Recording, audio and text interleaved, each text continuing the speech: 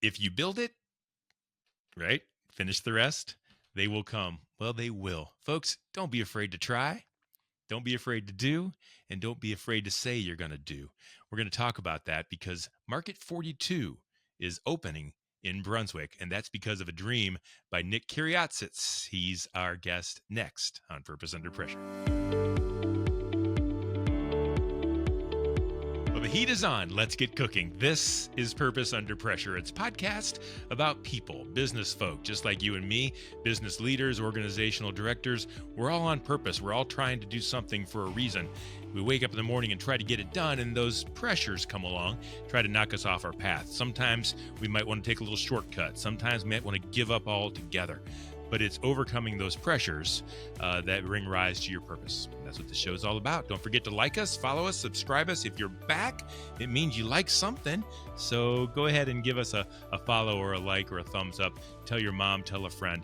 It's how we let other people know that this show is worth watching, and maybe they'll want to watch and listen as well. Purpose Under Pressure is brought to you by Sandler by the Ruby Group, serving sales professionals nationwide from their Akron and Columbus, Ohio locations. They're also in Jacksonville, Florida. Sandler by the Ruby Group performs sales trainings for your sales teams, for your business development office, anything that has to do with revenue generation, business relationships. They're going to help you do it right. They're going to help you add purpose to your company and what you're trying to accomplish through your sales efforts. And that is probably one of the most important investments you can make. If you're looking to try to ramp those efforts up, please do yourself a favor and reach out to my friends at Sandler by the Ruby Group. Check them out online at therubygroup.sandler.com. I'm excited for you to meet our guest on Purpose Under Pressure. It's Nick Kyriazis. He's a developer of Market 42. That is in Brunswick, Ohio. Not so long ago, it was an open, flat patch of land, and it is growing into something that's going to be a great boom for the Brunswick community. Nick, welcome to Purpose Under Pressure. Thank you for having me, Bryan. I'm really glad Debbie Bemke from the Chamber introduced us, and I'm glad she did because I know that you are overcoming a lot of pressure. I know it's not easy to build something out of nothing. I know it's not the most amazing economy to build something out of nothing, and you're taking it on. Tell us a little bit about Market 42 and the dreams that you have and what is good happening there at that plot of land. Yeah, Market 42 actually is a dream I had for a long time. I have worked in the field of development for others, and it was time to do something for myself. And the dream I had in mind came onto the table. And what Market 42 is, if you go to Europe, and especially in my home country, which is Greece, you will find restaurants next to each other. You can walk down the street and you can pick any different restaurant you want, or you can go to the butcher, or you can go to the baker, or to the fish store and buy fresh items. So I put all this together, but we're in Ohio and we have to be inside because of the weather. And so we created this facility of 26,000 square feet, and we have 25 vendors within that facility. And it's a great mix of vendors. We have 11 restaurants, from Mexican to sushi and ramen, Latin, Puerto Rican, and Caribbean cuisine. We do have hibachi. We do have pizza and Italian. We do have gyros and Mediterranean. We have a baker. We have a deli. We have crepes. We have cookies. We have desserts. We have coffee and ice cream, and so on and so forth. And it's something that we strive to create a destination that not only the local community will come and join and gather, but also people within the 15 miles radius will come to our facility. Where are these vendors, where are these restaurants coming from? How are you able to gather them all in one place?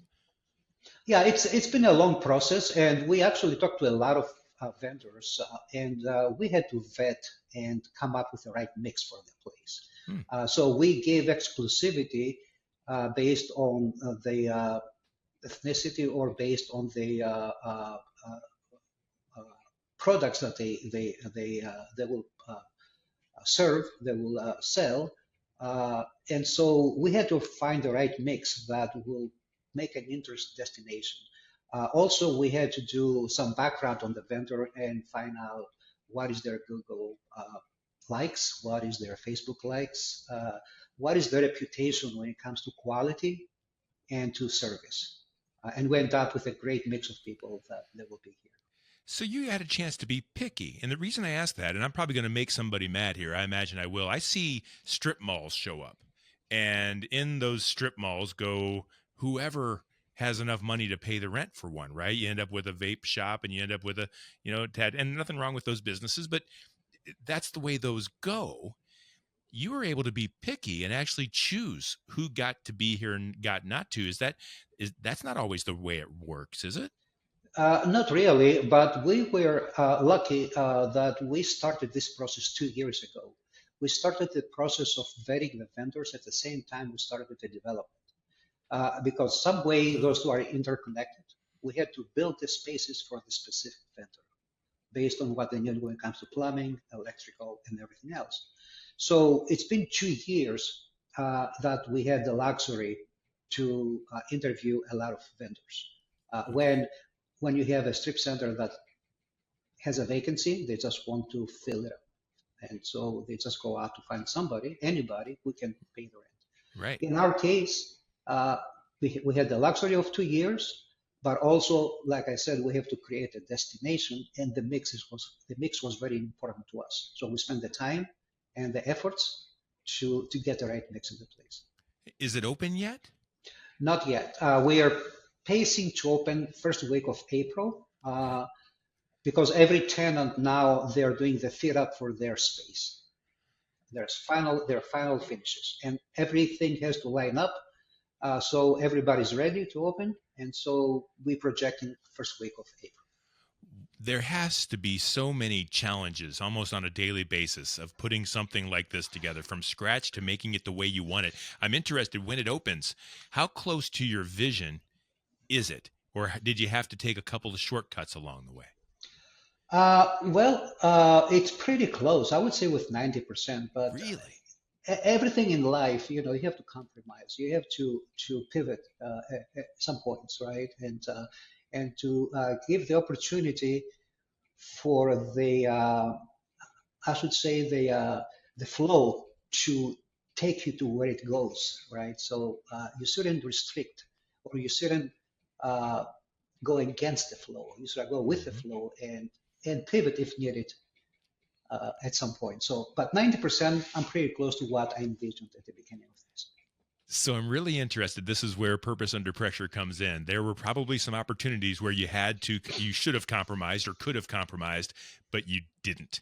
And you're glad now that you didn't. But at the time, perhaps it was a rough decision to stick to your guns and hold on. Can you give us some examples of some things that you just weren't willing to compromise, even though it kind of hard to pull off? So one thing that based on my why, right, and what is the vision I have, and what motivates me, right? What motivates me most is I'm making a difference. When I create something, I want it to be different. So if it doesn't go that way, it's against my mission, it's against my motivation. So, for example, we had an opportunity to do something with a national vendor that had different requests and different specifications and different finishes. Kind of wanted it done their way. They had a brand. They knew how it needed to get done, and they were going to tell you what to do. Correct. Mm-hmm. And that it wasn't something that it was aligned quite with our vision. Even though it was a great opportunity with a great tenant that would probably stay here for 25 years, we decided to say no and move on with a different application because it did not align with our mission. So how difficult of a choice was that, though? Because I know you're building something from scratch. This could have been a landmark, kind of a pillar spot for you. You probably, and this is Purpose Under Pressure, right? This is what it's all about. This is sticking to your guns when maybe you shouldn't. How hard of a decision was that to make? It was not an easy decision because financially is what drives a project. Like the Yeah. finances and the output of the finances is what drives a project. You have KPIs you have to stick with. You have projections and forecasts on the finances that you have to stick with. And to make a decision that doesn't align with your finances but aligns with your mission statement, in my mind, it's huge. And I would prefer to go with what aligns with the mission statement than the finances. Of course, it doesn't have to be catastrophic. Okay, so Yeah, yeah, yeah. Well, you got to pay the bills, and a lot of people say, money's not everything or whatever. But you have to pay the bills, and you have to make sure that it's something that can be viable. These restaurants that are coming in, is this eat in? Is it like a big food court, or is it? How does that work? yeah, so we have two sections in the market. We have what we call the north and the south side. The south side is uh, all the restaurants, and think of a cantina style restaurant that the queuing line is outside of it. Hmm. It's just a kitchen. So you go and pick up your food from any restaurant you want, and then we have about 150 sitting area around the bar and the wine bar. There's two different bars, a main bar with spirits and beer, and then another bar with wine. And so you find you're sitting around the bar, you get your drink from the bar, and you eat. Of course, we have a patio outside that can be utilized during the summer times. Hmm. Uh, and it's a sit down, basically, venue. However, you don't sit at the restaurant, you sit at the main area, which is around the bar. Okay. Do you have experience in the restaurant industry? I do have experience. Hmm. I first coming from Greece here to the United States, I did have a restaurant for 2.5 years. It was a full dining experience with a bar, and after that, we moved to Las Vegas, and I had to sell it.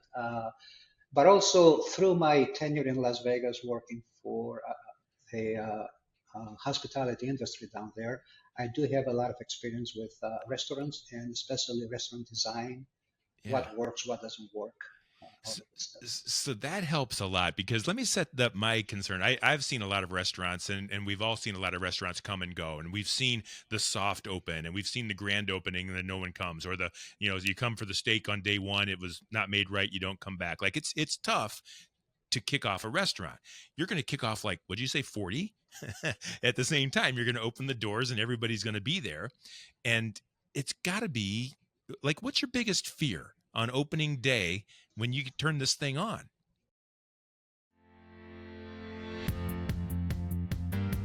Looking at the typical salesperson, everything they do day in and day out, if we simplify all of that and really boil it down, they have two superpowers.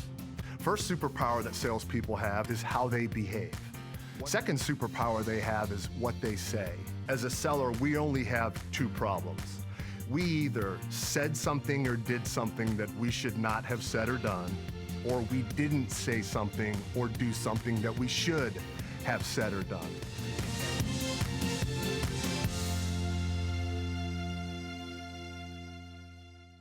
Like, what's your biggest fear on opening day when you turn this thing on? So the bigger fear, actually, I don't take it as a fear. I don't fear things. I just take it as a challenge.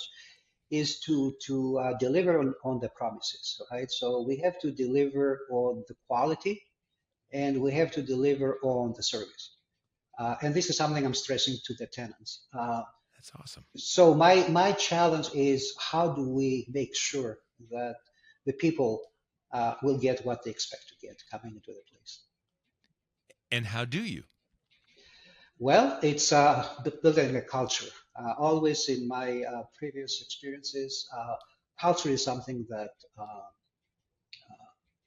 it's necessary. So you have to find your mission. You have to find what you're looking for. You have to communicate that to the all the shareholders, and then of course we have to follow up on how that goes down the road. And if needed to be tweaked, we have to tweak it and make it work.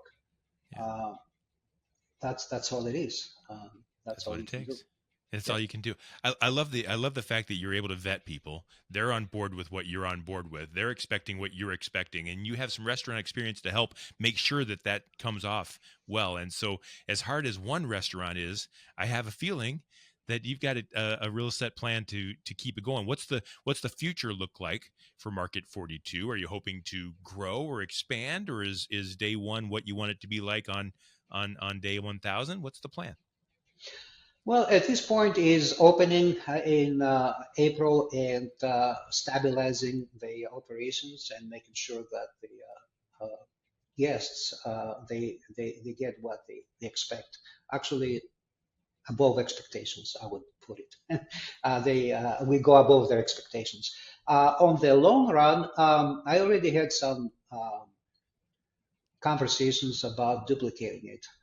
Yeah, I bet. And Market 42 is a mixed used project, so it's not just the market. There is a residential area we developed next to us that is connected with a bridge, with a boardwalk through 2.5 acres of wetlands. And there's a connectivity that actually is walkable. People from the neighborhood behind us, they can come down with a scooter, with a bicycle, and walking. And so that concept can be duplicated. So there is some conversations, but that's in the long future. That's the long term. I'm interested. It brings up one kind of as we wrap up, I'm wondering, as you were bringing this idea to city leaders and finding land and thing, did you run up against a lot of naysayers that said, oh, come on, Nick, that'll never work. That's too much investment. You'll never get everybody together. Did you get a little bit of, hey, be careful? Or was everybody really supportive behind your dream and saying, come on, yeah, let's do this together? Yes.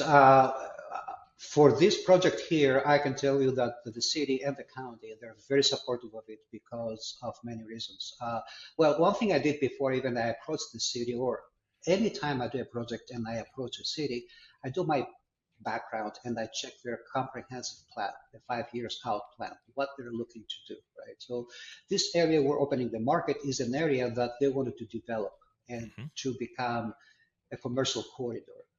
So also, the city strives for walkability.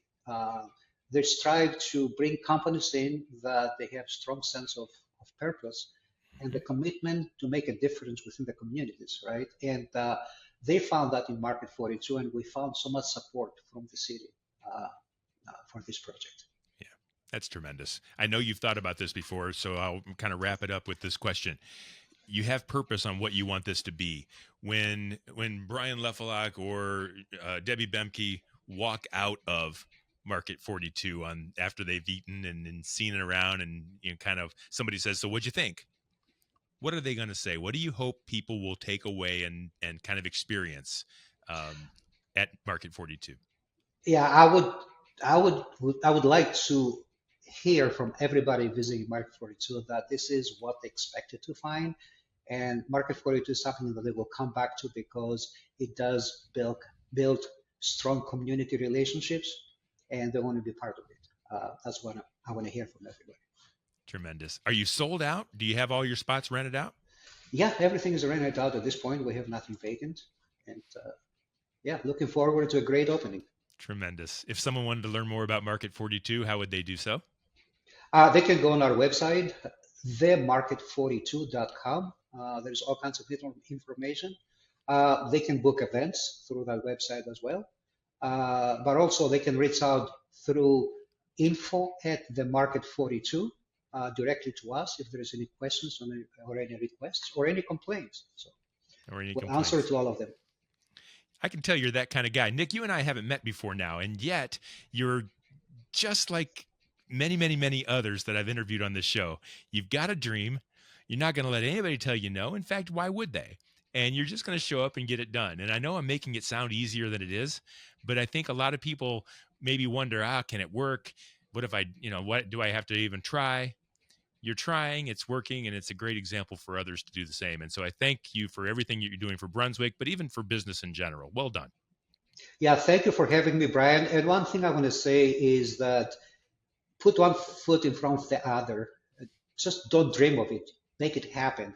And as the Japanese say, if you fall down 7 times and you get up 8, you're good. You're good. Keep on going. Boy, isn't that the truth? Just make sure you don't stay down 7 times. That's perfect. So that's my guest, Nick Kyriazis. He's the developer of Market 42 in Brunswick. I can't wait to see it open. I know it's going to be a huge boon and a spur for the Brunswick and Medina region, and I have no doubt that others will want to do the exact same thing. That's what happens when you build something great. Thank you to Nick Kyriazis of Market 42. He's my guest on Purpose Under Pressure, brought to you in partnership with Sandler by the Ruby Group. Sellers are under pressure to perform, and Sandler helps you to succeed on purpose. You'll find all past episodes of Purpose Under Pressure at bryanmediastrategies.com/podcast and wherever you stream your favorite shows. We do this every week, and we'll see you next time on Purpose.